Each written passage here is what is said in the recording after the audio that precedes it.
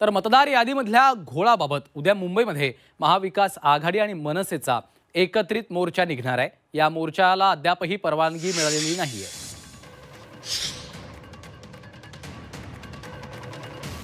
तर एक महत्त्वाची बातमी समोर येते।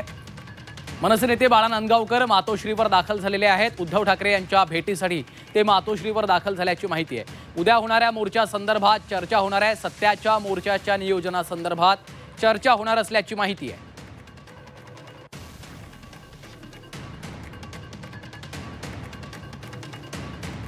मोर्चाच्या नियोजनासंदर्भात चर्चा होणार आहे। त्यासाठीच बाळा नांदगावकर हे सध्या मातोश्रीवर दाखल झालेले आहेत।